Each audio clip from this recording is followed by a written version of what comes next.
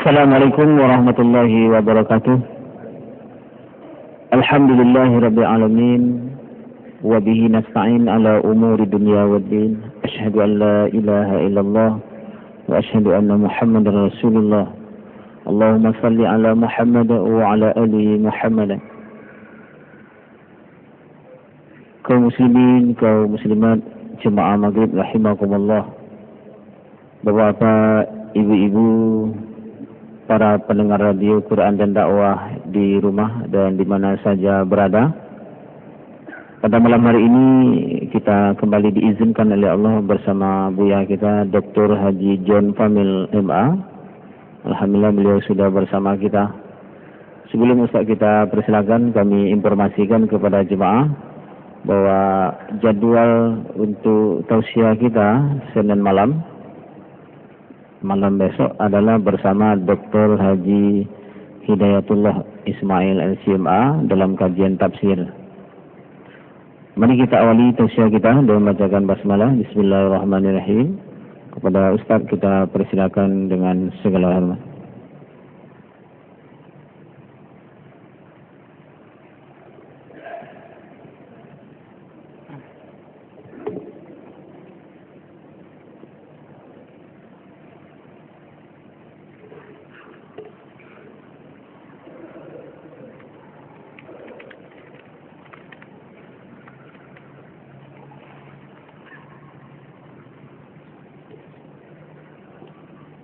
Assalamualaikum warahmatullahi wabarakatuh. Innal hamdalillah nahmaduhu wa nasta'inuhu wa nastaghfiruh wa na'udzu billahi min shururi anfusina wa sayyiati a'malina. May yahdihillahu fala mudilla lahu wa may yudlil fala hadiya lahu. أشهد أن لا إله إلا الله شهادة تكون سبب النعيم المؤبد وأشهد أن محمد رسول الله النبي المفضل المشرف المؤيد فهو حامد ومحمود وأحمد.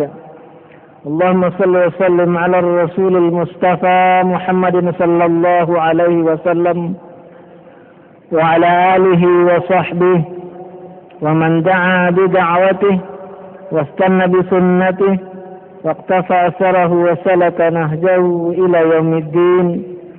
أيها الحاضرون والحاضرات، أوصيكم ونفسي بتقوى الله وطاعته لعلكم ترحمون.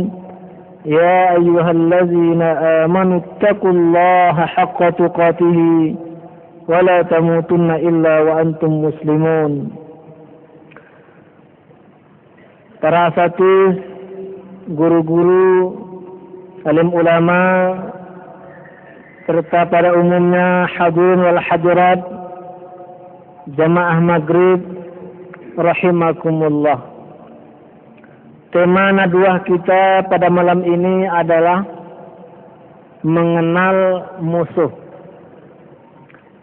Bapak Ibu rahimakumullah, setiap orang yang berakal waras pasti akan dengan mudah memahami bahwa jika dia hidup mempunyai musuh, maka dia mesti harus hati-hati dengan musuh itu.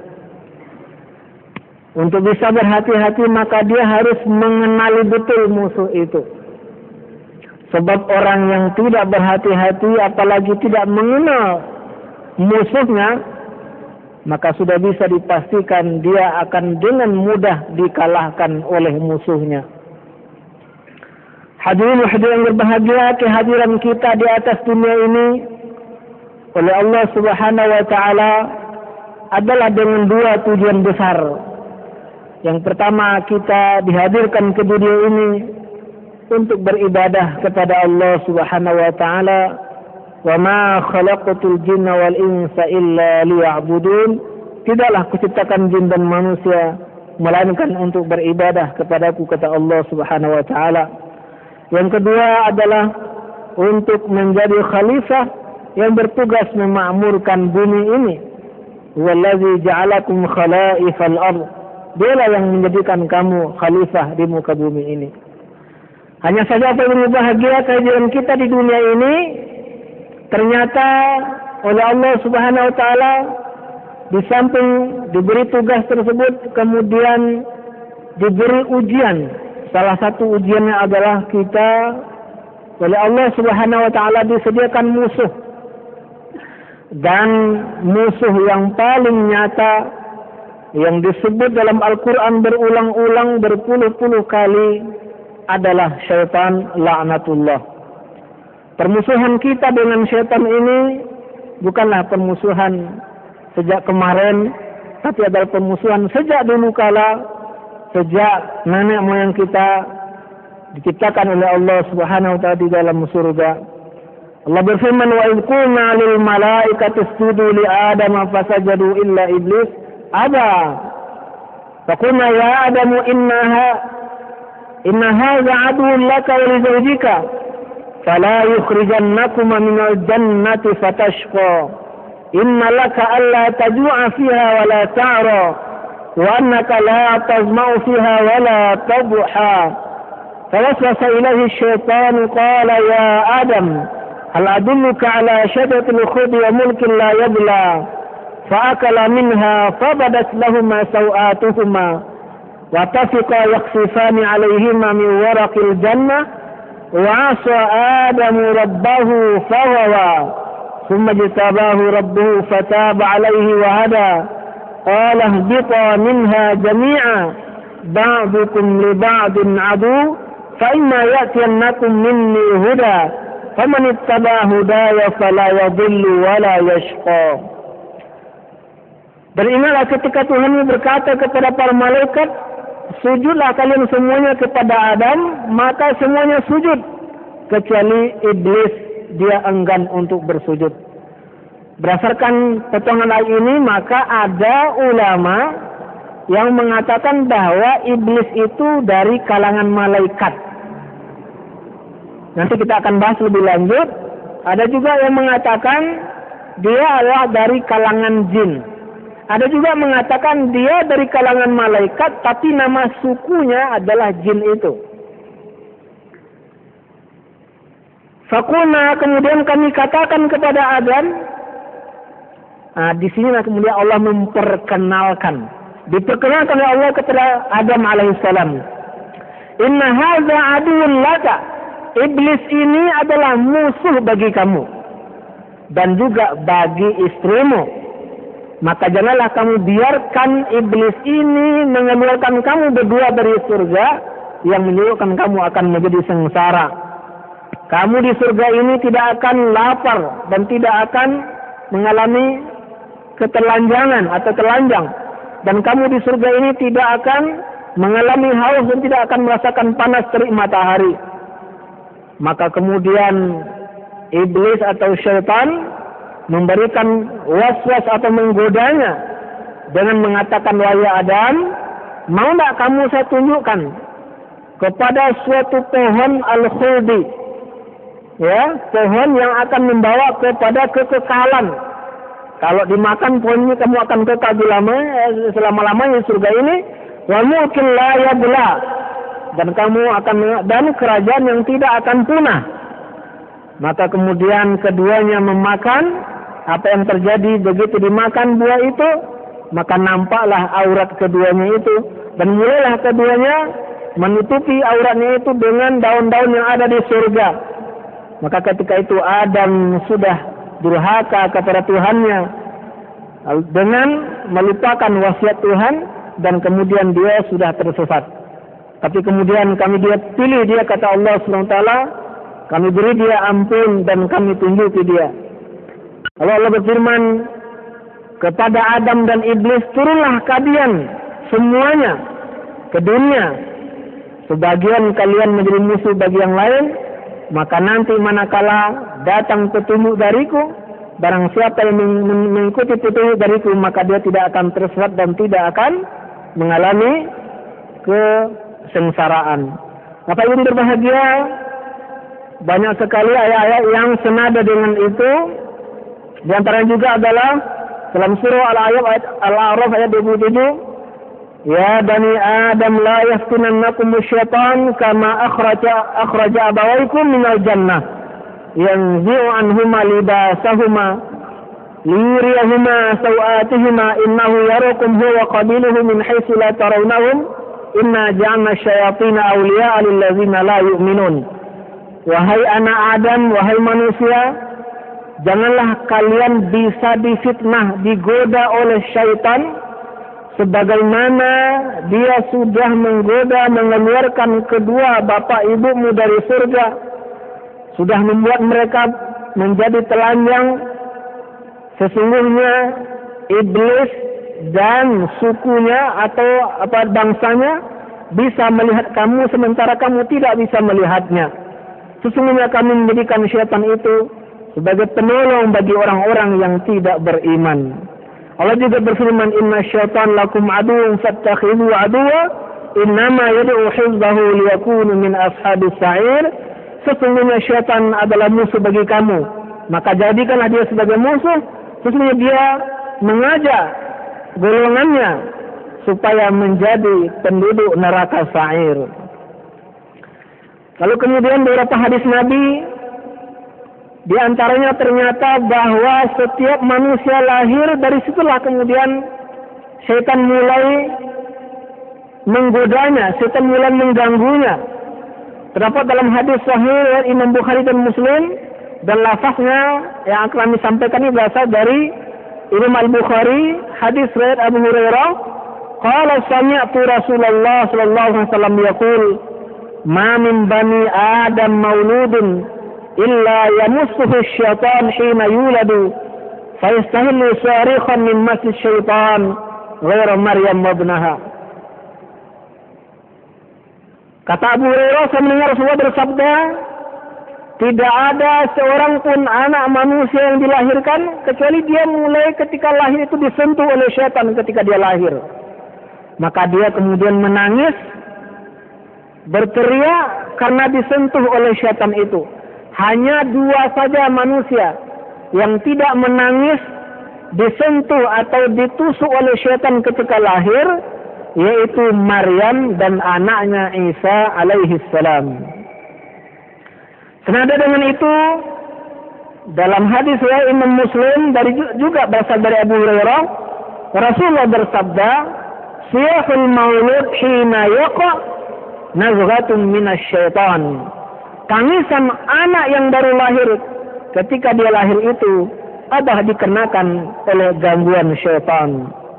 Kemudian hadis riwayat Imam Bukhari, "Kullu bani Adam wa ta'anu syaitan fi jambaihi bi isba'ihi hina yuladu ghaira Isa bin Maryam zahaba yat'anu fata'ana fil hijab akhrajahu al-Bukhari." Setiap anak Adam yang lahir itu langsung ditusuk oleh syaitan dengan jarinya, kecuali yang tidak mengalami itu adalah Isa bin Maryam. Dia tetap mencoba untuk menusuknya, tetapi dia dihalang oleh hijab, oleh batas yang tentu ini adalah kehendak Allah Subhanahu wa taala. Berkata Imam Asy-Syaikh Al-Mubarakfuri, "Hadza ta'mu minasyaitan huwa ibtida'ut taslih." Tusukan pertama atau sentuhan pertama ketika seseorang lahir ke dunia ini itu merupakan awal syaitan mau menguasai manusia itu. Fa inna Allah Subhanahu wa taala iqtadar hikmata an wakkala bi kulli wahidin min waladi Adam syaitanan. Kenapa? Karena Allah atas kehendak dan hikmahnya dia mentakdirkan setiap anak Adam yang lahir itu diikuti oleh satu syaitan. Jadi setiap anak Adam yang lahir ada syaitan yang ditakdirkan oleh Allah SWT untuk senantiasa mengikutinya. Dan ini akan kita dapatkan penjelasannya secara tuntas dalam mempelajari tafsir surah An-Nas, kalau kita ambil tafsir Ibnu Katsir umpamanya. Fasyaitanul maulud qad khanasa yantawiru khurujahu liqarinahu wa tawakkalu bihi fa idza fasala istaqbalahu syaitan wa ta'ana fi khasiratihi. Maka setan yang dilahirkan itu kemudian menunggu orang yang ditakdirkan oleh Allah ketika lahir itu untuk langsung dia dampingi, langsung dia tetap terus menerus. Dan tusukan itu merupakan awal dia menunjukkan perlawanannya, ya, perlawanan atau permusuhan antara manusia dengan syaitan itu. Apabila bahagia, ada hadis riwayat Imam Muslim berkenaan dengan bagaimana kehidupan syaitan itu.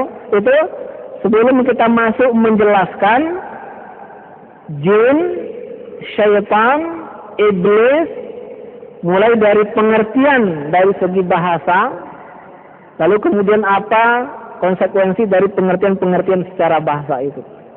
Hadisnya begini bunyinya, inna iblis yada'u ala arsyahu alal ma'. Sesungguhnya iblis, nah iblis ini adalah panglimanya para syaitan. Jadi syaitan itu hidupnya dikomandoi oleh seorang panglima yang bernama iblis. Yang iblis ini tidak mati sampai hari kiamat. Lalu kemudian saya ba'asu sarayahu, dari singgasananya itu dia kemudian mengutus sarayahu. Saraya ini jamak dari sariyah, artinya pasukan-pasukan kecil. Jadi benarlah bahwa umpamanya kalau orang semakin alim, makin alim pula syaitan yang mengikutinya. Ini berdasarkan hadis ini bahwa memang syaitan itu hidupnya dikomandoi oleh iblis, lalu kemudian dibagi-bagi. Kalau orang yang belajar manajemen, ada siklus dalam manajemen itu disingkat dengan POAC, POAC. Yang pertama planning, perencanaan. Yang kedua organizing, pengorganisasian. Lalu kemudian executing, pelaksanaan. Lalu kemudian controlling, ada evaluasi. Nah maka manajemen modern seperti itu ternyata sudah diterapkan oleh iblis. Jadi ada pusat kerajaannya itu. Dia mempunyai singgasana, yang singgasana ini ditaruh di atas air. Ada hal yang menarik. Ada seorang peneliti ahli i'jazul Quran, namanya Syekh Majid Al-Zindani, seorang ulama Yaman yang sekarang masih hidup. Beliau konon dengan menggali Al-Quran dan Sunnah mampu menemukan obat untuk penyakit HIV/AIDS.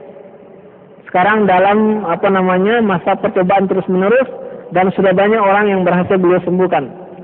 Nah, beliau ini meneliti, kata beliau, ternyata di seluruh benua di dunia ini ada jenis ular yang tidak punya mata. Nah, ular ini setiap tahun punya ritual di mana dia akan berangkat dari seluruh benua menuju suatu tempat yang tempat itu kita kenal dengan segitiga Bermuda. Jadi Amerika Selatan, Pak ya. Semua ular yang ada di situ sampai di situ kemudian mereka kawin, lalu kemudian setelah melahirkan induknya itu kemudian mati. Terus anaknya itu kemudian masing-masing tahu jalan ke benua tempat induknya berasal. Lalu kemudian dia balik lagi ke benua itu. Dan setelah dewasa kemudian mereka kemudian sama-sama datang ke segitiga Bermuda itu. Kita tidak bisa memastikan, akan tetapi bisa saja. Ini tidak dipastikan, Pak ya, bahwa mungkin saja segitiga Bermuda itu adalah mungkin markasnya iblis itu. Ya. Nah, karena katanya setiap orang yang mau masuk ke segitiga Bermuda itu ada ritual. Ritual itu menyembah api, ya, atau apalah seperti itu. Dan tradisi Miss Universe itu, ya, itu berasalnya dari sini, ya. Dan bisa saja kemudian, ya, kalau memang itu tempatnya nanti memang akhir zaman, Dajjal juga mungkin akan muncul dari situ. Ya, kan nanti akhir zaman akan muncul Dajjal, akan diikuti oleh 70.000 pasukan ya orang-orang Yahudi itu. Nah, berkenaan dengan tempat itu ada kemungkinan tidak bisa dipastikan itu adalah tempat yang pernah ditemui oleh sahabat yang dia masuk Islam gara-gara bertemu dengan tempat itu, dan di tempat itu dia menemukan dua makhluk yang disebutkan akan muncul di akhir zaman.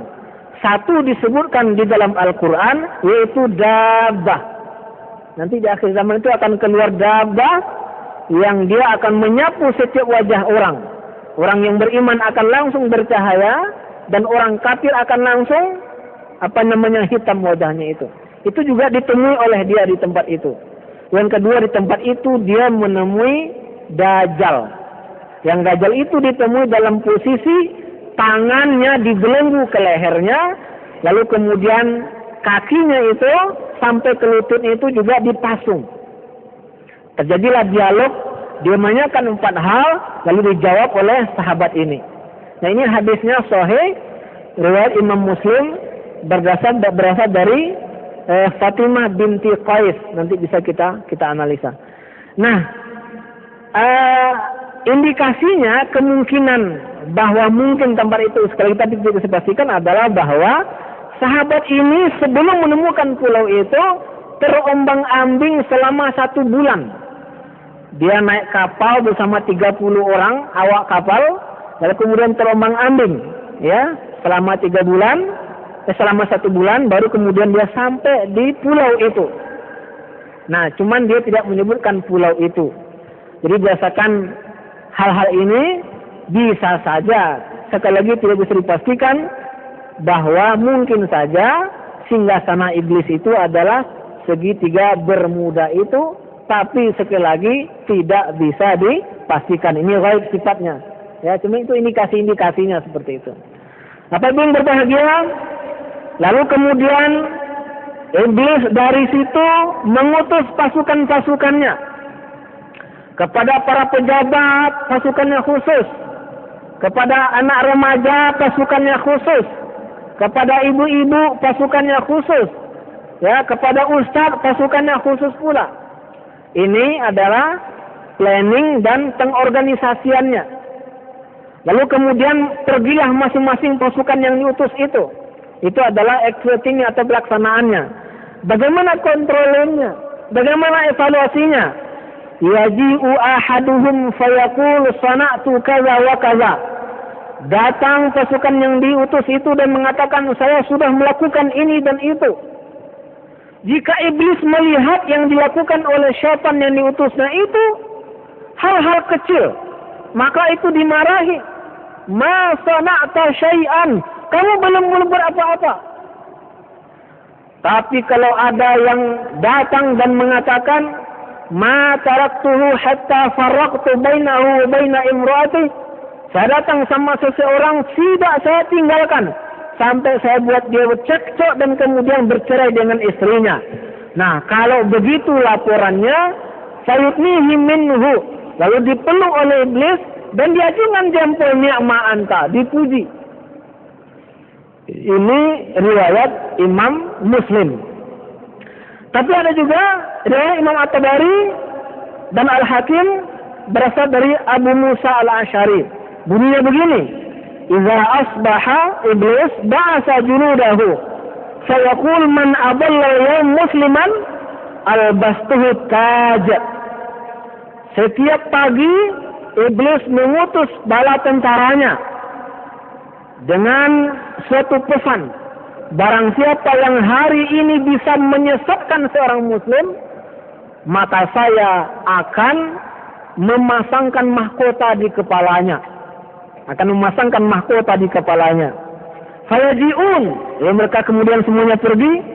Fayaqul, lalu kemudian ada satu yang melapor dan berkata, kira-kira bunyinya begini, Pak Bles, hadza lam azal bihi hatta talaqam ra'atah. Saya datangi seseorang, saya pepet terus sampai kemudian saya berhasil membuat dia menceraikan istrinya. Apa kata iblis? Fayushiku an yatazawwaja. Kalau hanya itu dia kan bisa nikah lagi. Nah, seperti itu. Wajibu hadza, datang lagi yang lain, sayaqul lam azal bihil yawm hatta aqra walidayhi. Saya datang sama seseorang, saya dampingi terus hari ini sampai dia kemudian mendurhakai kedua orang tuanya. Mendengar jawab laporan seperti itu, apa kata iblis? Ayushiku ayyub yabirra. Nah, nanti sebentar lagi dia akan baik itu sama orang tuanya.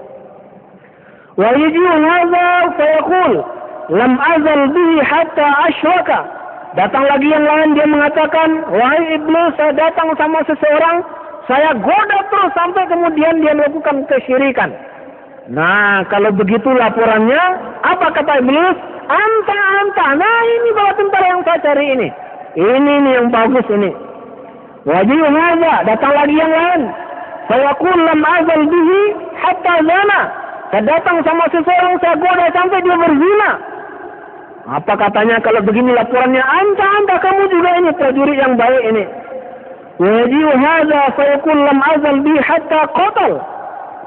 Datang lagi yang lain, saya dampingi seseorang sampai kemudian saya goda untuk membunuh dan dia akhirnya kemudian membunuh seorang mukmin. Kalau begitu laporan juga dikatakan anta. Ya, kamu ini yang dicari memang ini. Lalu kepada semuanya itu iblis memasangkan mahkotanya.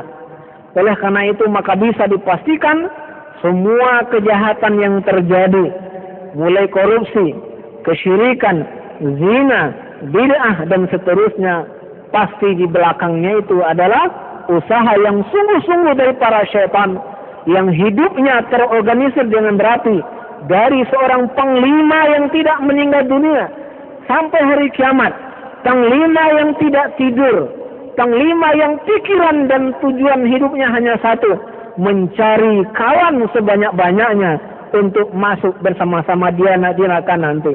Bapak Ibu berbahagia, barangkali kita sudah sangat familiar dengan 3 istilah ini.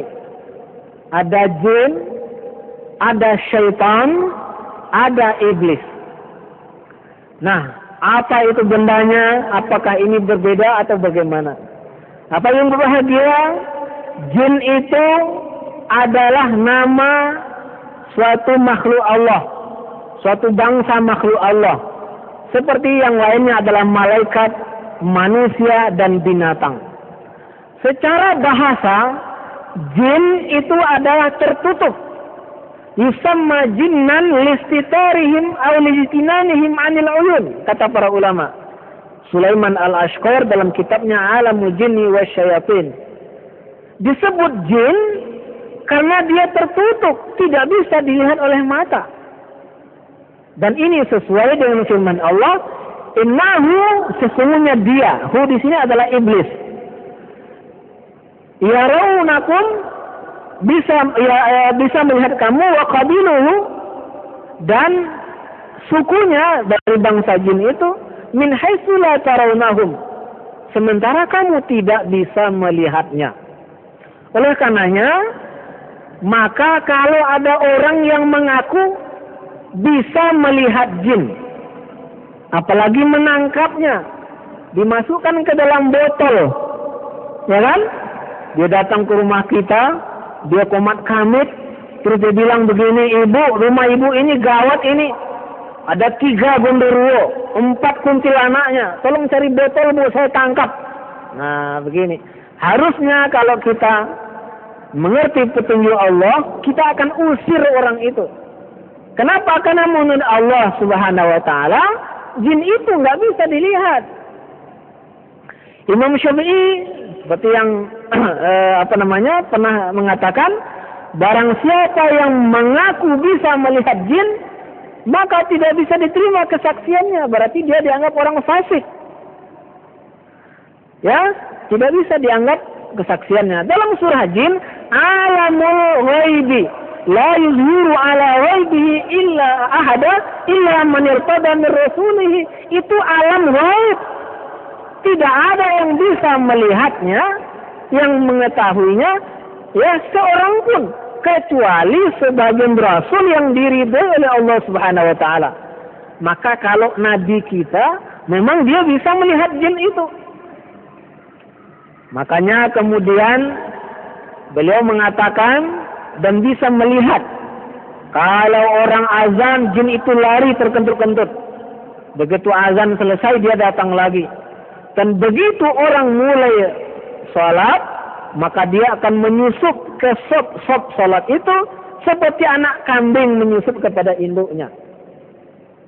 Oleh karenanya, maka Nabi luar biasa ya mengingatkan. Terdapat dalam hadis, kana Rasulullah sallallahu alaihi wasallam idza qama ila sholati yusawwu sufufana fa idza stawaina kabbara. Rasul itu kalau mau sholat mengimami, dia meluruskan dulu barisannya itu. Ya, jadi jangan marah Bapak-bapak kalau ada imam yang belum takbir sebelum lurus kita. Ya, ada pula sebagian yang belum paham, itu marah dia. Kemudian jamaahnya yang mulai paham, mendekat ke dia, dia lari, katanya panas dan segala macam.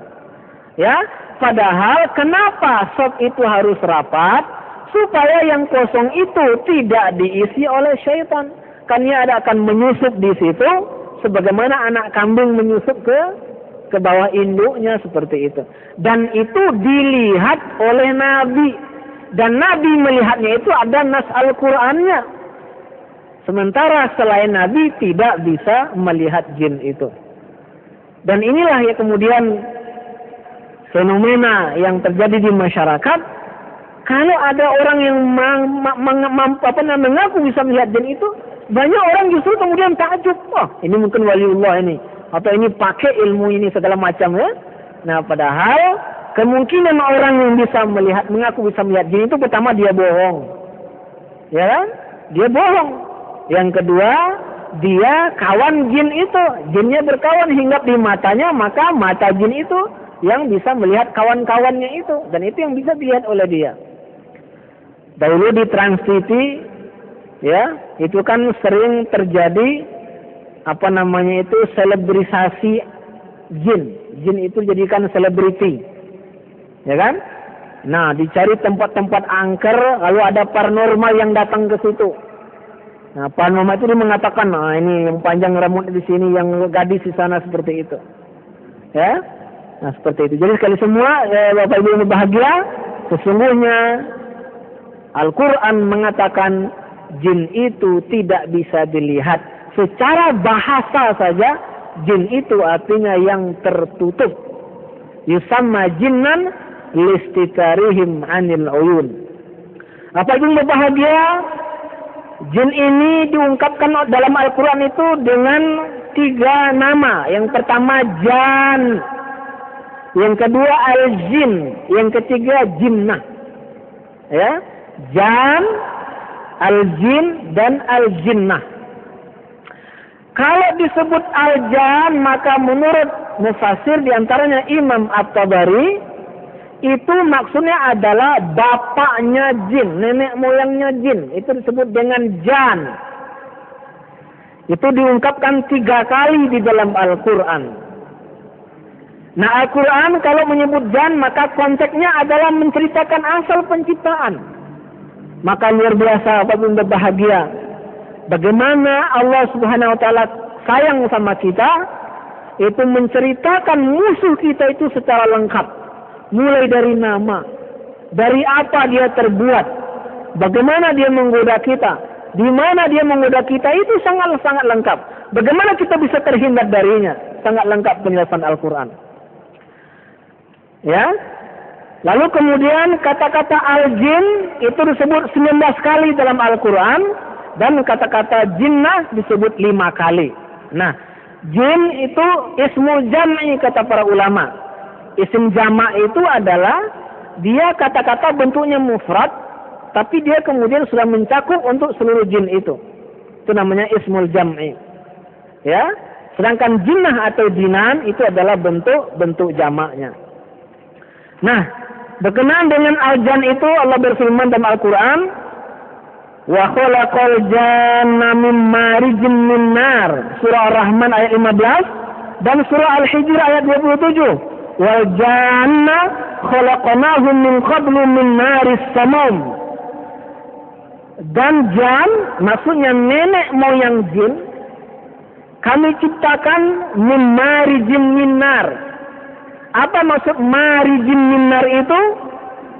Al-lahab al-asfar al-akhdar alladhi ya'lun nar idza awqadat. Ini menurut tafsir At-Tabari. Yaitu gejolak api yang berwarna kuning bercampur dengan hijau, yang dia berada di atas api itu kalau api itu menyala. Jadi ada gejolak-gejolak apinya itu. Ya, atau lidah api, ya lidah api itu. Kalau dalam surah Al-Hijr itu dan jan, sekali lagi jan maksudnya apa Pak? Nenek moyang jin. Ya, itu kami ciptakan lebih dahulu dari Adam, dari naris samum. Ya, naris samum itu adalah api yang sangat panas, allati taqtul, kata Ibnu Abbas, yang sangat membunuh panasnya itu.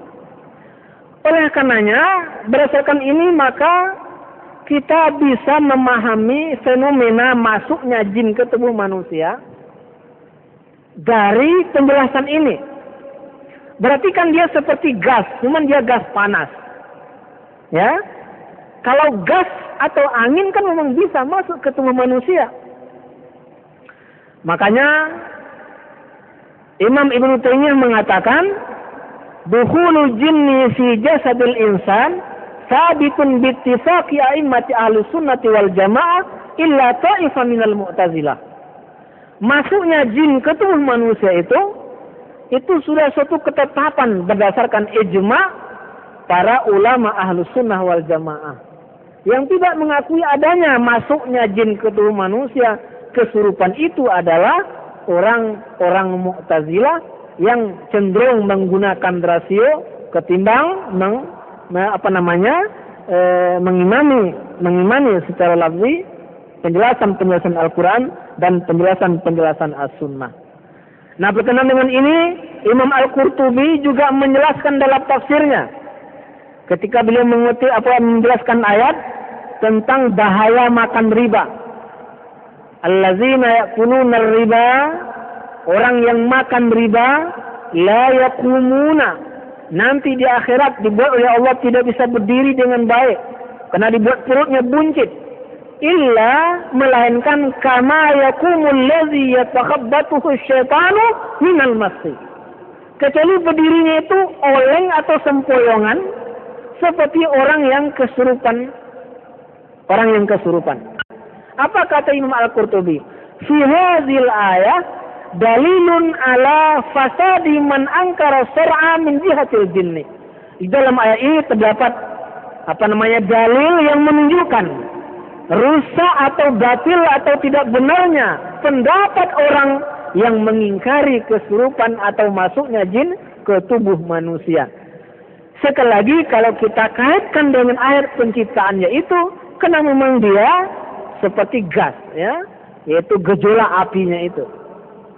Bapak Ibu yang bahagia, itu sekilas tentang jin. Yang disebutkan dalam Al-Quran lebih kurang sebanyak 27 kali. Lalu kemudian kata-kata syaitan, ya, syaitan itu sebenarnya bukan makhluk tertentu. Syaitan itu sifat. Arti kata-kata syaitan itu adalah al-utuwu, durhaka. Yusamma syaitan li'utuhi an rabbihi. Syaitan itu disebut dengan syaitan karena dia membangkang kepada Tuhannya. Dan iblis adalah syaitan yang pertama sekali dari kalangan jin, karena dialah yang pertama sekali membangkang kepada Allah, tidak mau sujud kepada Adam. Bapak Ibu yang berbahagia, berkenaan dengan syaitan ini, sekali lagi, sebenarnya dia bukan makhluk tertentu, bukan entitas tertentu, dia sifat. Kalau sifat bangkang, takabur, sombong, ingkar kepada Allah itu lengket sama jin, itulah dia syaitan. Jadi syaitan itu adalah yang durhaka, yang sombong, yang membangkang. Kalau lengket sifat itu sama manusia, itu juga adalah syaitan. Ya, itu juga adalah syaitan. Makanya syaitan itu ada dari kalangan jin dan ada juga dari kalangan manusia. Dan itu juga dijelaskan dalam Al-Quran, syayatinul insi wal jinni yuhi ba'duhum ila ba'din zukhrufal qawli ghurura wa kadzalika ja'alna likulli nabiyyin aduwan. Demikianlah kami menjadikan setiap nabi itu ada musuhnya, berupa syaitan dari kalangan jin dan syaitan dari kalangan manusia, yang sebagian mereka itu membisikkan kata-kata menggoda kepada sebagian yang lain. Ya, oleh karenanya maka kalau mau melihat jin ini repot, susah. Tapi kalau melihat syaitan itu mudah. Ya, karena ada juga syaitan dari kalangan manusia, seperti itu. Ya. Apabila berbahagia, syaitan ini disebut dalam Al-Quran kalau memakai kata-kata tunggal pakai alif lam itu 56 kali asyaitan. Kalau syaitan tanpa alif lam itu 4 kali. Kalau kemudian bentuk jamaknya syayatin pakai alif lam asyayatin 12 kali. Dan syayatin tanpa pakai alif lam 1 kali, lebih kurang semuanya itu 70 kali. Kalau dalam Al-Quran ada sesuatu yang diulang berkali-kali, itu menunjukkan ada stressing di situ. Kalau hal itu baik, maka ya kita akan memanfaatkan kebaikannya itu. Dan kalau sesuatu itu jahat, maka itu artinya kita memang harus sangat berhati-hati ya dari kejahatannya itu. Ada penjelasan asyaitan maknaha al-mutamarrid al-ati. Syaitan itu secara bahasa makna adalah yang membangkang dan yang durhaka. Hazil kalimah mustaqah min syatana. Kalimat ini terambil akar katanya adalah syatana, bermakna ba'uda dengan makna jauh. Yukalu syatantu darahu ay ba'atu darahu. Kalau ada orang mengatakan syatantu darahu, itu artinya saya menjauhi rumahnya. Wa bi'ru syutunin ay ba'idul qa'ri. Ada umpamanya ungkapan bi'ru syutun. Dari kata-kata syaitan itu adalah berarti ba'idul qa'ri, sumur yang sangat jauh ke bawah, sangat dalam. Qala al-Qurtubi, berkata Imam Al-Qurtubi, sumya syaitanu syaitanan li bu'dihi 'anil haqqi wa tamarrudihi. Disebut syaitan itu disebut dengan syaitan karena jauhnya dia dari kebenaran dan karena dia membangkang dari Tuhannya.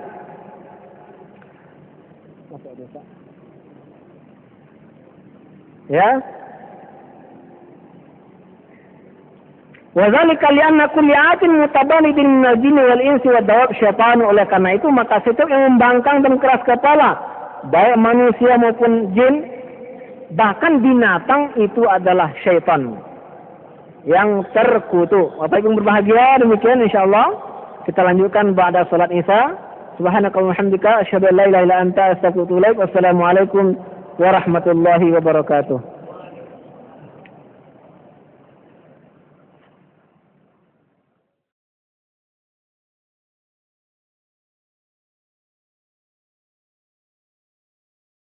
Baik, kembali kita lanjutkan pada Isya ini.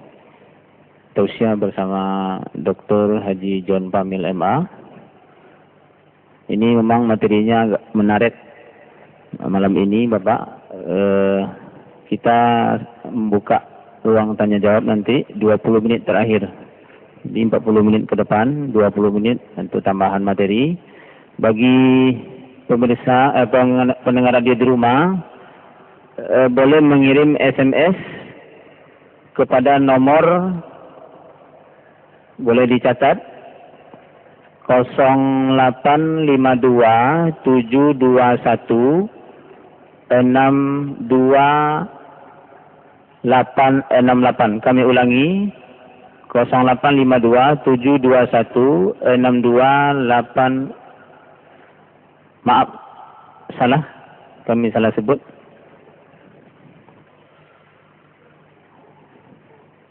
Diulangi, 0813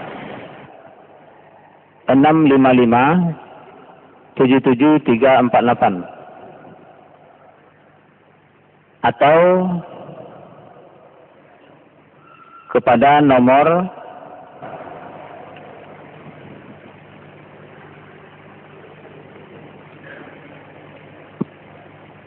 0852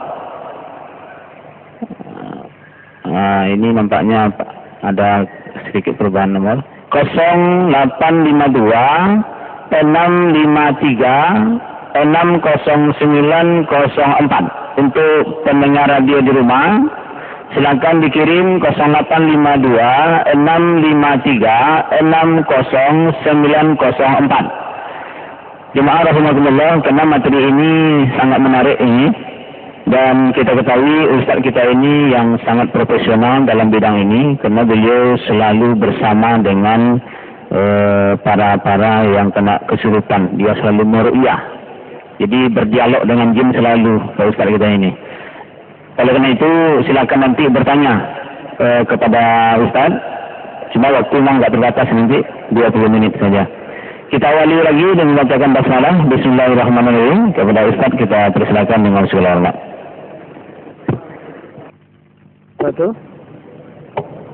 Alhamdulillah wassalatu wassalamu ala Rasulullah ba'd. Bapak Ibu rahimakumullah. Terakhir kita ingin menjelaskan tentang iblis dari sisi bahasa. Iblis ini yu'taqad anna asla kalimat iblis fil lugha al-arabiyyah huwa min al-fi'li balasa bima'na turida. Diyakini bahwa asal kata iblis dalam bahasa Arab terambil dari fi'il balasa bima'na turida. Balasa itu artinya terusir atau terlempar, ya. Indaha yakunu ma'na iblis huwal matrud min rahmatillah. Dengan demikian, kalau makna balasa itu adalah turida, maka iblis itu secara bahasa berarti al-matrud min rahmatillah, yang terusir dari rahmat Allah Subhanahu wa taala. Walakin al-adid min al-lughawiyyin yajma' ala anna ma'na al-fi'li huwa ya'isa. Tapi sebahagian para linguis ahli bahasa sepakat bahwa makna kata balasa itu adalah ya'isa, artinya berputus asa. Wa bittali yakunul ma'na allazi ya'isa min rahmatillah. Berdasarkan itu maka iblis berarti adalah yang berputus asa dari rahmat Allah Subhanahu wa taala. Kita tahu bahwa setelah iblis ini enggan bersujud kepada Adam, maka kemudian diusir dari surga. Lalu kemudian iblis itu mengatakan, "Fabima aghwaytani la'aqudannahum siratakal mustaqim." Fabima aghwaytani, karena kamu sudah mencap saya tersesat. Jadi dia yakini, dia sadari, ya, karena kamu wahai Allah sudah mencap saya, sudah menghukum saya ini sebagai makhluk yang tersesat, la'aqudannahum siratakal mustaqim, maka saya bersumpah bahwa saya pasti akan menyesatkan mereka, anak Adam itu, dari jalanmu yang lurus.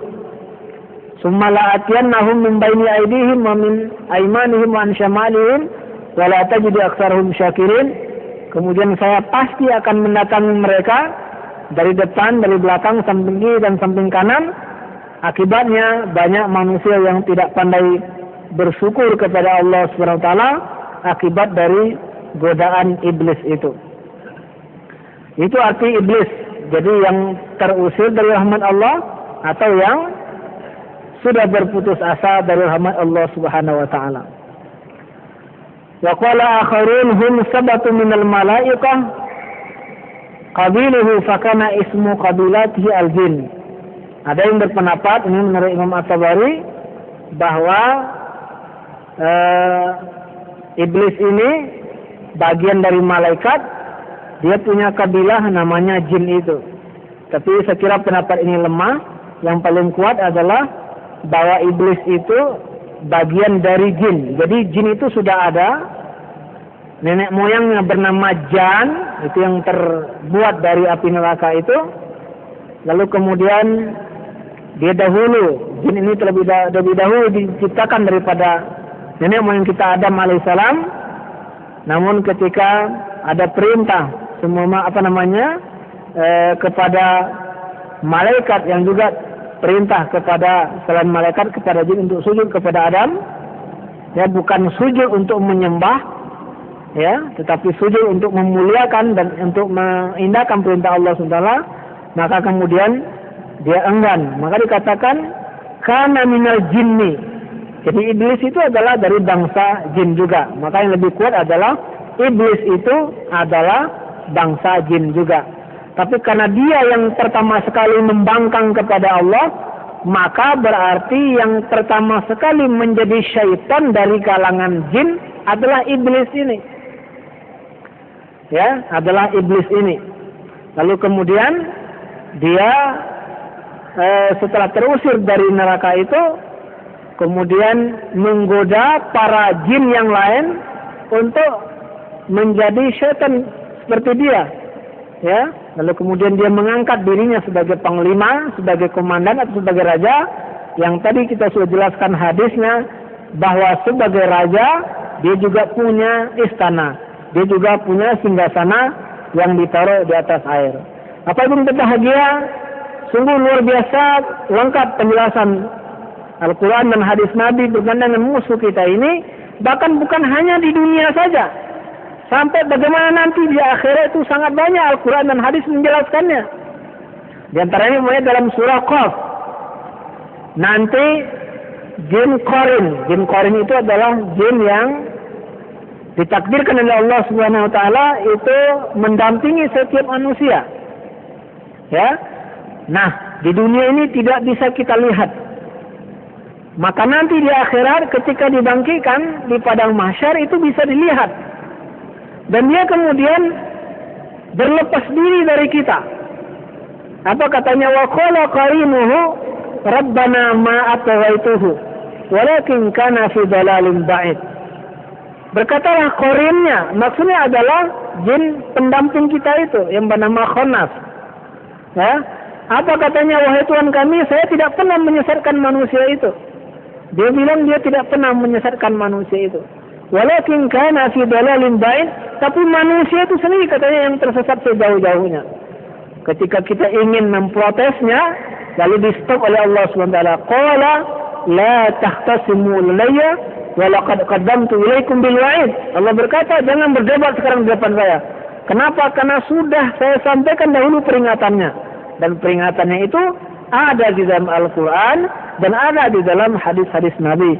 Karena ini kewajiban kita untuk mempelajarinya. Ya.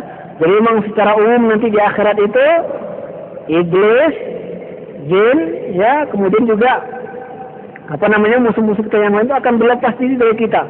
Cerita berlepas diri itu banyak sekali dalam Al-Quran. Ya.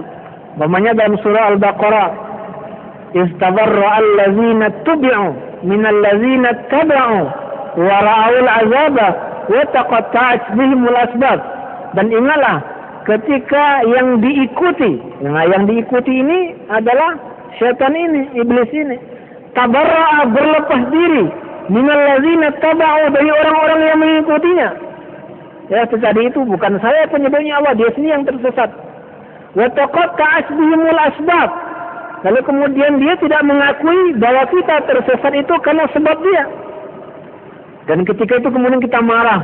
Wa qala allazina taba'u, dan berkatalah manusia-manusia yang ikut sama mereka di dunia ini, apa perkataannya? Lau anna lana karratan, seandainya kami punya kesempatan, sanatabarra'a minhum, maka kami pasti akan berlepas diri dari mereka, kama tabarra'u minna, sebagaimana mereka berlepas diri hari ini dengan kami. Tentu ya, hari itu tidak lagi ada gunanya penyesalan seperti itu. Oleh karenanya, apa yang berbahagia, maka sekali lagi sesungguhnya mengkaji tentang ya bagaimana tipu daya jin dan setan ini sungguh sangat penting bagi kita, karena ini adalah musuh yang sangat nyata bagi kita. Apalagi dia kemudian tidak bisa melihat, kemudian umurnya relatif lebih panjang kalau syaitan itu secara umum. Tetapi kalau rajanya itu memang tidak akan mati sampai hari kiamat. Barangkali demikian, barangkali sebagai semacam pengantar kajian tentang tipu daya syaitan ini. Silakan kalau ada hal yang perlu ditambahkan atau dipertanyakan, kalau bisa kami jawab, kalau tidak kita minta tangguhkan waktu atau kita minta kepada para ustaz, para ulama yang lebih paham daripada kita tentang masalah ini. Wallahu a'lam bishawab. Baik, jemaah rahimakumullah, kita lanjutkan dengan ruang tanya jawab. Pertanyaan yang masuk ke Ustaz, kita pertanyaan pertama SMS. Orang mati teraniaya, tersiksa, ada yang beranggapan gentayangan rohnya Pak Ustaz. Kemudian ada pula yang mengatakan dia sanggup menangkap roh gentayangan itu. Apakah ini betul? Kemudian pertanyaan kedua, apakah ada tuyul? Roh gentayangan ini banyak sekali kata-kata kalimat ini berseliweran di tengah masyarakat muslim, khususnya di Indonesia ini. Apalagi kemudian banyak sekali film yang mengfilmkan ada roh bergentayangan itu. Bapak Ibu berbahagia, kalau kita kembali kepada Al-Quran dan Sunnah, maka akan menjadi sangat jelas bagi kita di mana atau bagaimana orang kalau sudah meninggal itu tidak peduli apakah meninggal itu baik-baik, meninggalnya tenggelam, terzalimi, teraniaya atau terbunuh, tidak peduli itu. Nah, bagaimana itu? Bahwa orang yang sudah meninggal itu, maka rohnya itu di alam barzakh. Barzakh itu secara bahasa artinya batas yang tidak bisa dilewati. Batas yang tidak bisa dilewati. Nah, pemakaian makna bahasa seperti ini ada di dalam surah Ar-Rahman tentang dua laut yang ada di tengah-tengah, di mana airnya bertemu tetapi kemudian tidak bercampur karena Allah membuat batas di tengahnya itu. Nah, fenomena ini membuat para ilmuwan ada yang masuk Islam karenanya. Allah berfirman, "Marajal bahraini yaltaqiyani bainahuma barzakhun la yabghiyan." Allah membuat dua perumpamaan laut yang airnya bertemu, tapi di antara keduanya itu ada barzakh. Ada batas yang tidak bisa ditembus oleh yang ini masuk ke sini. Apa akibatnya? Karena ada batas itu, la yabghiyan, air dua buah laut itu tidak bercampur. Nah, seperti itu. Nah, sedangkan barzakh, alam setelah orang kematian itu ada di dalam surah Al-Mu'minun ayat 100.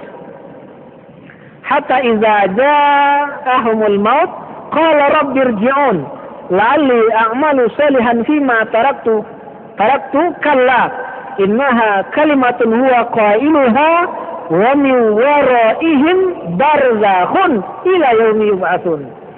Manakala salah seorang didatangi oleh kematian, nah kalau orang itu orang jahat, dia di sana itu akan menyesal. Apa bunyi penyesalannya? Rabbirji'un, ya Allah, undur kematian ini, balikkan saya ke dunia.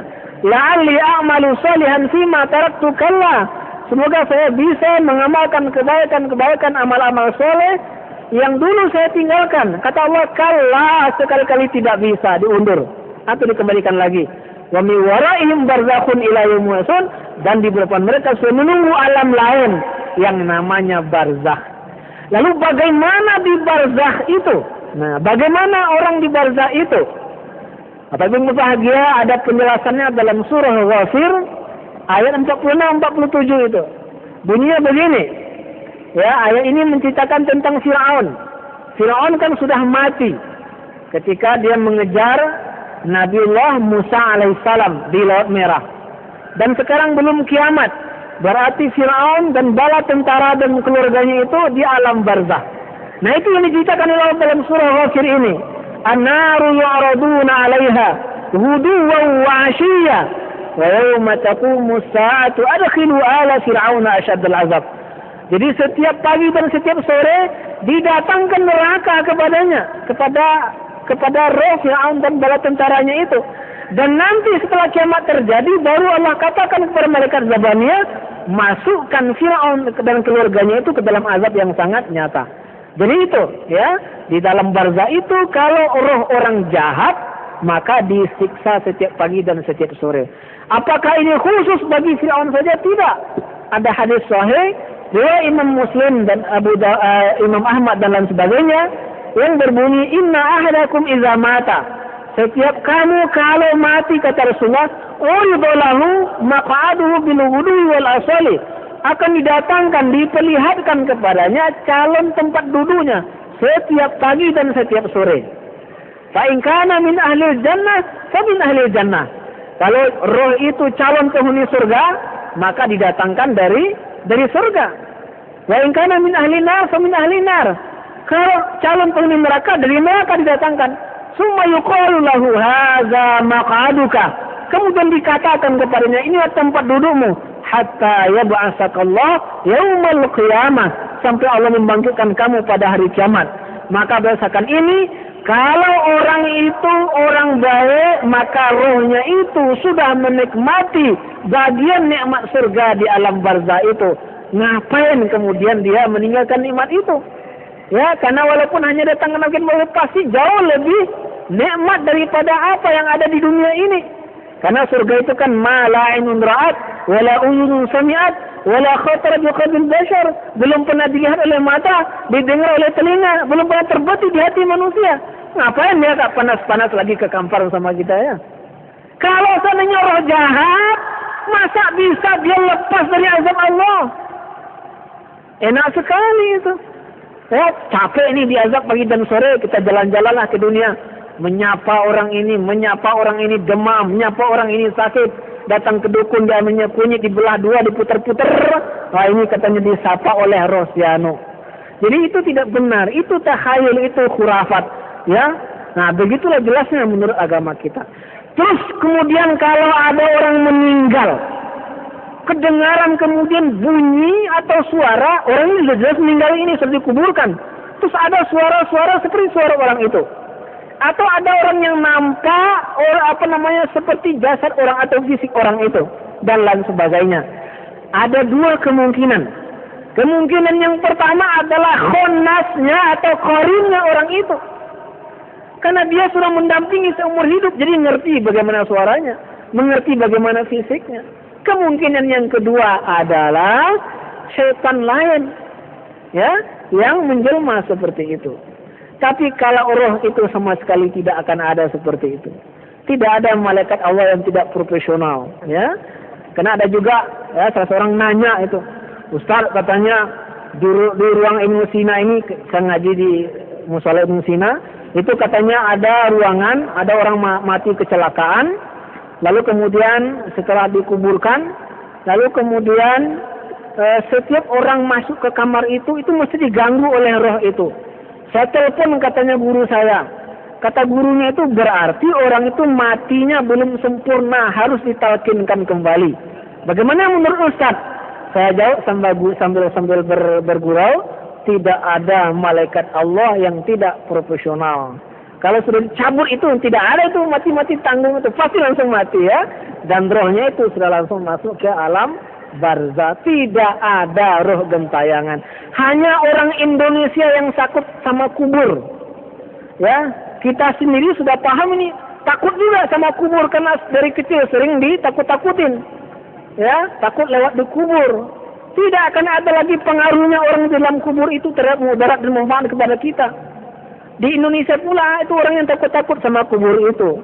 Dan di Indonesia pula yang banyak kubur-kubur saksi atau kubur-kubur karomah yang lalu kemudian itu juga menjadi berhala-berhala di atas dunia ini. Ya, kalau kita mengclearkan ini dengan pemahaman Al-Quran dan Sunnah, maka insya Allah akan menjadi clear seterang-terangnya. Tidak ada roh gentayangan. Bagaimana dengan tuyul? Pertanyaan tentang ada nggak tuyul, gondoruo, kuntil anak itu sama itu ya. Nah, yang ada sebenarnya adalah jin. Ya, yang ada adalah jin. Jin itu sebenarnya Ya, cuman manusia menyebutnya macam-macam. Kalau suka di pohon genderuwo kata orang apa namanya? Kata orang Jawa macam-macam. Hakikatnya adalah jin itu. Terus tuyul itu katanya mencuri. Ya, kerjanya katanya mencuri. Ya. Saya juga sering mengalami ketika saya di Malang, ada seorang bendaharawan BNT Baitul Mal wa Tamwil. Beliau ini punya keluhan, hampir setiap hari uangnya itu kehilangan. Hilangnya nggak banyak, 1 lembar 2 lembar. Setiap hari, hampir setiap hari dia harus nombokin. Bayangkan kalau 50.000 per hari, itu kan sudah 1,5 juta per bulan itu, ya kan? Dia sudah menghitung, tapi kemudian hilang juga, ya. Nah, apapun berbahagia, ya. Di pasar pusat juga ada yang nanya itu. Katanya ada orang punya tuyul katanya. Dia punya kerjaannya pura-pura seperti menjual cendol, tapi sangat kaya raya. Di Tembilahan juga ada kasus seperti itu. Orang-orang yang dituduh punya tuyul itu. Katanya dia punya ritual, ya, atau sekali seminggu atau sekali sebulan itu menyembelih tikus. Dan kepalanya itu dilemparkan ke tetangganya itu. Tetangga itu yang bercerita. Wallahu a'lam bishawab. Yang jelas bahwa memang ada manusia-manusia yang bekerja sama dengan syaitan, dengan jin itu untuk melakukan kejahatan. Kalau itu hakikatnya adalah berarti sihir, ya. Dan ini sebenarnya juga ada kajian khusus, ya. Bacalah nanti penjelasan surah Al-An'am ayat 128 tentang bagaimana orang-orang yang bekerja sama dengan jin itu. Wallahu a'lam bishawab. Baik, pertanyaan berikut. Ini agak panjang, Pak Ustaz. Assalamualaikum, Ustaz.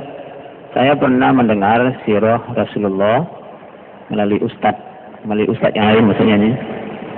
Yang begini bunyinya. Di Arab ada sebuah masjid yang bernama Masjid Jin, yang sirahnya di tempat itu ada beberapa jin yang mendengar Rasulullah lagi baca ayat-ayat suci Al-Quran, kemudian mereka takjub dan mereka jin menunggu Rasulullah dan mereka mengucapkan 2 kalimat syahadat. Jadi jin tadi mengucapkan 2 kalimat syahadat. Pertanyaan saya, apakah benar sirah itu? Yang kedua, apakah ada jin Islam seperti isu di kalangan masyarakat Muslim? Kemudian yang kedua, Ustaz, mungkin ya, baik. Jadi cerita atau sirah itu adalah benar, ya. Dan itu ada di dalam Al-Quran. Wa'is nafaro, apa namanya? Ustaz, nafaro minal jinni yastami'una Al-Quran, atau enggak lupa yang itu. Dalam surat Jin 1 dan dalam surat yang lain itu, dalam surat Jin itu bunyinya kan qul uhiya ilayya annahu istama'a nafarun minal jinni faqalu inna sami'na qur'anan 'ajaba yahdi ila rusydi fa'amanna bihi. Jadi bahwa sebagian jin itu mendengar Quran yang sangat menakjubkan, lalu kemudian dia beriman dengan Al-Quran itu. Karena memang nabi kita itu juga diutus bukan hanya kepada manusia saja. Jin itu juga makhluk mukallaf. Maka wa ma khalaqtul jinna wal insa illa liya'budun. Dalam surah Ar-Rahman jin itu disebut dengan as-saqalani. Ya, sanafruhu lakum ayyuhas saqalan. Ya, as-saqalan, 2 makhluk yang mendapat taklif dari Allah SWT. Jadi betul sirah itu bahkan kalau tidak salah itu kemudian Nabi menunjukkan bekas beliau ketika itu membakar api, ya, ketika terjadi peristiwa dialog itu, di mana jin itu kemudian masuk Islam, ya. Dalam qada wallahu ila qaumihim munzirin.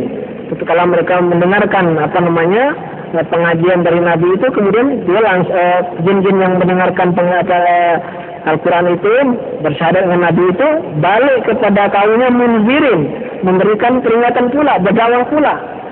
Nah, itulah karakter jin itu kalau dia muslim yang baik. Ya, mungkin dia mendengarkan kajian-kajian, tapi kemudian setelah itu dia tidak mau, ikut manusia, mengganggu manusia. Dia punya tugas pula yang mengajar, yang berdakwah dan lain sebagainya. Kalau ada jin muslim, lalu kemudian mengganggu manusia, itu jin muslim yang bodoh seperti itu. Jadi sejauh itu benar. Dan masjid jin itu ada. Lebih kurang kita berjalan 10 menit ya dari Masjid Haram itu, dari arah Maulid Nabi namanya. Jadi Maulid Nabi itu suatu tempat di situ di rumah Nabi. Kemudian sekarang rumah itu jadikan museum ya. Nah di situ, Salam. Jalan nanti ke situ itu akan ketemu dengan masjid jin itu, memang diabadikan, ya. Nah, itu memang sejarahnya memang dari situ. Tempat Rasulullah SAW mengislamkan beberapa kelompok dari jin. Adakah jin muslim? Ada. Dalam surah jin itu jelas. Ya, pengakuan mereka sendiri. Wa anna minnal muslimuna wa minnal qasitun. Wa man aslama fa ulaika taharraw rasyada. Sebagian dari kami itu kata jin itu adalah muslim, sebagian tidak. Maka barang siapa yang Islam, maka dialah yang sudah menempuh jalan yang benar seperti itu. Jadi benar ada jin muslim, hanya saja. Nah, kadang-kadang kan ada jin muslim, berarti baik, bisa dong kita kerjasama dengan dia, kita minta bantuan dengan dia. Di sini syubhatnya itu. Kalau jin itu betul-betul muslim dan baik, dia tidak mau ikut berhari-hari dengan kehidupan kita ini, memperlihatkan diri, mengganggu kita dan lain sebagainya itu. Jin muslim yang mau ikut dengan orang itu adalah jin muslim yang bodoh. Makanya orang-orang yang kena sihir, kalau dibacakan Al-Quran sering sekali itu menangis reaksinya. Kenapa? Dia jin muslim yang mau diperalat oleh dukun itu. Cuma karena dia tidak, mungkin karena bodoh, karena kurang ilmunya. Sama juga dengan seperti manusia itu. Kalau yang bahagia, jin baik muslim maupun kafir tidak bisa ditundukkan oleh manusia. Wallahu a'lam bishawab. Pertanyaan berikut, Ustaz. Apakah jin setan itu mati seperti manusia? Yang kedua, banyak pertanyaan Pak Ustaz. Ini pengalaman pribadi yang bersangkutan yang bertanya, selalu asal datang ke rumah itu timbul takut kepada jin. Apa yang harus dilakukan? Apakah jin atau setan mati? Jin atau setan selain iblis itu mati. Ya, cuman umurnya relatif lebih panjang. Kadang satu jin itu bisa umurnya itu 3 kali keturunan manusia. Jadi dia pernah bertamu dengan kakek kita, dengan bapak kita, dan dengan kita. Bayangkan seperti itu. Tetapi kalau iblis tidak mati, yang tidak mati iblis. Iblis yang tidak mau sujud kepada Adam itu yang tidak mati. Karena dia minta kepada Allah. Apa katanya? Anzirni ila yaumi yub'atsun. Undur ajalku sampai hari berbangkit. Dan Allah berikan itu. Innaka minal munzirin. Baik, umurmu sekarang dipanjangkan. Jadi dia mati. Bagaimana juga manusia. Ya, hanya sekali lagi umurnya panjang. Apa tadi yang kedua? Ya. Ada orang yang datang ke rumah. Setiap datang ke rumah itu dia merasa takut. Ada 2 kemungkinan. Yang pertama, memang dasar penakut atau traumatik seperti itu ya. Ya, orang yang penakut itu coba pelajari tafsir surah Al-Falaq dan tafsir surah An-Nas. Ya, lalu diresapi, insya Allah hilang rasa takut itu. Sedikit saja. Itu kan Allah yang menawarkan itu. Ya, kalian mau nggak saya lindungi? Ya kan, mintalah perlindungan sama saya. Yang dalam surah An-Nas, Allah itu menyebut dirinya sebagai yang mencipta sebagai Rabbun Nas, Malikin Nas, Ilahin Nas. Dia Rabbnya manusia, dia rajanya manusia, dia sembahannya manusia. Ini yang menawarkan kepada kita. Ya kan? Lalu kenapa harus mesti takut? Qul Rabbil Falaq, ini luar biasa lagi. Ya, dijelaskan oleh Syekh Utsaimin, itu kita bahas di internet itu. Apa rahasianya Allah menyebut dirinya sebagai Rabbul Falaq? Al-Falaq itu artinya adalah cahaya fajar. Cahaya fajar itu bisa menghilangkan kegelapan siang hari seluruh dunia ini, seluruh bumi ini. Maka harusnya dengan mendalami mana ini akan muncul tafaul, optimisme di dalam diri setiap kita, keyakinan dalam setiap kita bagaimana Allah akan mampu membuang segala macam kegelapan kita, ya, kekhawatiran kita, ketakutan kita, karena seluruh alam ini bisa diterangi oleh cahaya fajarnya Allah. Itu rasanya Allah menyebut dirinya sebagai Rabbul Falak itu. Dia Allah yang menawarkan diri.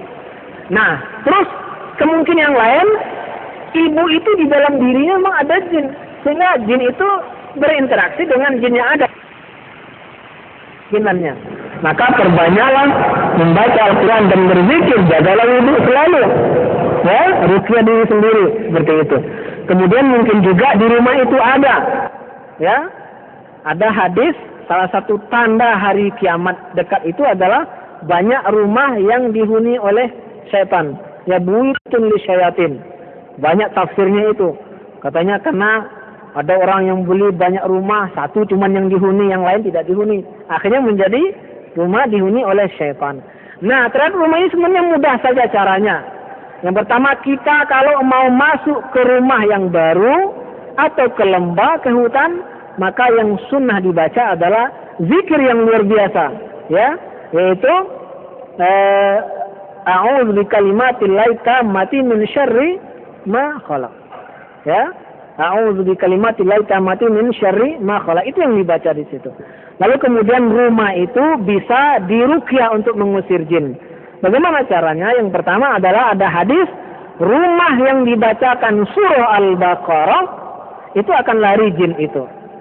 Ya, bisa juga caranya kita ambil air, ya, satu ember, lalu kita bacakan Al-Quran. Kalau nggak bisa Al-Baqarah semuanya, Al-Fatihah, kemudian Al-Baqarah 1-10, kemudian ayat kursi, akhir surah Al-Baqarah itu, Amanar Rasul itu, kemudian akhir surah 4 ayat surah Al-Mu'minun, ya, afahasibtum annama khalaqnakum abasa, dan seterusnya itu. Kemudian 10 ayat awal surah As-Saffat wa Saffati Saffa, sama Ikhlas, Al-Falaq dan An-Nas. Ya, membacanya itu ya didekatkan ke air itu, sehingga air itu beria-ria oleh mulut kita itu, oleh hawa dari mulut kita itu, lalu kemudian kita percikkan ke dinding-dinding rumah itu. Insya Allah itu jin itu akan lari. Sebenarnya tidak ada alasan bagi kita untuk takut sama jin itu, ya, tidak ada alasan bagi kita. Apalagi kita seorang muslim, kalau kemudian ibadahnya terpelihara, akidahnya mantap, maka kalaupun tidak seperti Umar, yang kata Rasulullah kalau Umar itu lewat berpapasan dengan setan, setan cari jalan lain, ya. Enggak seperti itu betul, ya, mungkin susah, ya. Tapi insya Allah kalau kita kemudian ya senantiasa melazimi diri dengan sunnah-sunnah dari Rasulullah, itu insya Allah tidak ada alasan kita untuk takut sama jin itu. Wallahu a'lam bishawab. Pertanyaan berikut, Ustaz, bagaimana hukumnya kalau ada orang meminta untuk diruqyah karena ada pernah didengar bahwasanya celakalah bagi orang yang meminta diruqyah. Kemudian pertanyaan berikut, ada yang mengaku melihat orang dalam jarak jauh, malah di luar kota. Apakah benar ini? Nah, yang pertama tentang minta diruqyah ini memang ada hadis sahih, ya, Imam Bukhari. Itu tentang Rasulullah itu pernah diberikan bayangan oleh Allah tentang umat-umat Nabi terdahulu. Ada yang hanya dia sendiri, Nabi sendiri, seperti ada yang cuma diikuti oleh 1-2 orang, hanya sekelompok orang kecil saja. Tapi kalau umat Muhammad itu kemudian sangat banyak, ya, sangat banyak, bahkan awan beriringan seperti itu. Nah, itulah umat yang akan masuk surga tanpa hisab. Siapa mereka? Mereka yang tidak la yastarqun. Mereka yang tidak minta ruqyah seperti itu. Nah, hanya saja ulama ternyata tidak sepakat dengan maksud kata ruqyah di situ. Ada yang mengatakan memang ruqyah syariah pun sebaiknya tidak orang itu sendiri yang minta untuk diruqyah. Karena memang dalam sejarah para sahabat itu mereka yang menawarkan diri. Saya yang meruqyahnya. Jadi kalau ada nampak gejala-gejala kawan-kawan kita yang diganggu, apakah kesurupan atau nasir, itu kita saja berinisiatif untuk meruqyahnya. atau kita yang membawanya kepada peruqyah, jangan dia sendiri. Itu ada ulama yang berpegang seperti itu. Jadi ruqyah syariah pun seperti itu. Ada juga yang lain, ya, itu maksudnya itu adalah ruqyah syirkiyah, ya, karena dukun-dukun itu juga melakukan ruqyah. Ruqyah itu secara bahasa artinya adalah mantra atau juga tiupan. Itu ruqyah itu, ya. Jadi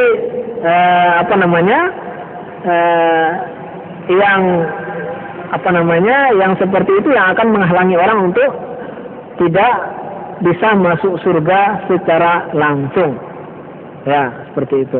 Jadi itu dua pendapatnya itu.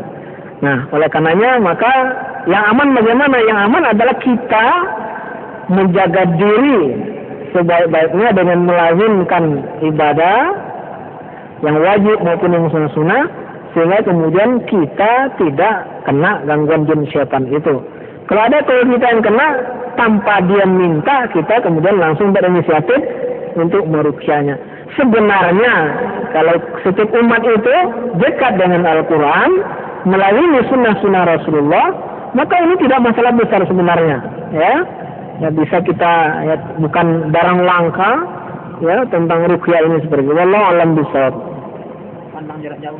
Ya, pandang jarak jauh tahu seperti itu. Apa namanya, telepati apa namanya itu. Ya. Jadi begini, ini ada kajian tentang sekelompok orang yang disebut dengan arraf dalam hadis Nabi. Pekerjaannya namanya irafah. Definisinya menurut ulama adalah mayyadda'i ma'rifatul umur bi muqaddimatin yastadilluna biha 'anil masruq wa makanid dhallah. Orang yang mengaku mengetahui perkara-perkara gaib. Nah, termasuk itu bisa menerawang dari jarak jauh itu. Tapi biasanya dia untuk melakukan itu melakukan muqaddimat. Muqaddimat itu prolog-prolog, ya, kegiatan-kegiatan pendahuluan. Yang dengan di situ dia kemudian bisa melakukan aktivitas seperti itu. Aktivitas pendahulu ini bisa memutar cincin, bisa meracik jeruk di atas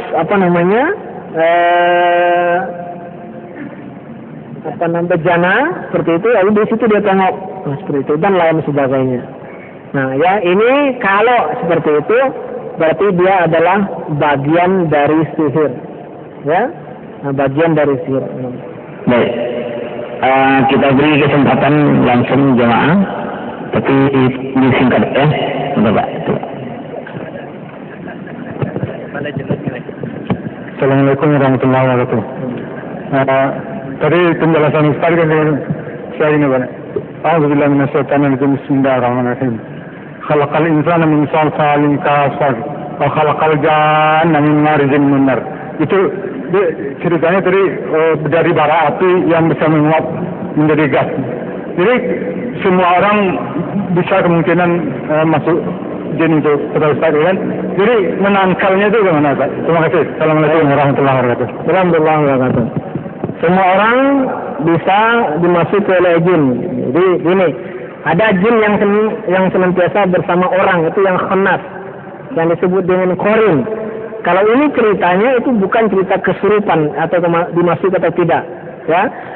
Jadi orang itu walaupun tidak kesurupan, walaupun tidak kena sihir, dia tetap harus senantiasa waspada karena ada korin bersama dia. Yang korin ini tidak kesurupan ceritanya, karena dia menggoda di jiwa manusia itu. Sedangkan yang kesurupan itu berarti jin yang di luar korin, jin yang selain korin, itu yang memang sangat mungkin masuk ke tubuh manusia, ya. Nah, tadi kita mencari rasionalitasnya, bagaimana mungkin jin itu masuk ke tubuh manusia. Nah, dia kan seperti dari gas, seperti itu, dari angin, ya, maka dia bisa masuk ke tubuh manusia. Lalu bagaimana menangkalnya, ya, bagaimana menangkal supaya jin tidak masuk kepada kita. Sesungguhnya, ya, rumusnya orang semakin dekat dengan Allah, semakin jauh dari syaitan. Semakin jauh orang dari Allah, semakin dekat dari syaitan. Itu secara umum seperti itu. Lalu kemudian ada amalia-amalia, doa-doa dan zikir-zikir yang diajarkan oleh Rasulullah. Nah, umpamanya Al-Mu'awwizat, 3 kul, Al-Ikhlas, Al-Falaq dan An-Nas ini jangan lupa dibaca setiap selesai sholat. Setiap selesai sholat 5 waktu harus dibaca.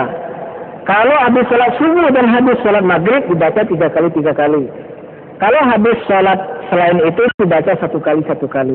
Terus dibaca setiap pagi dan setiap sore.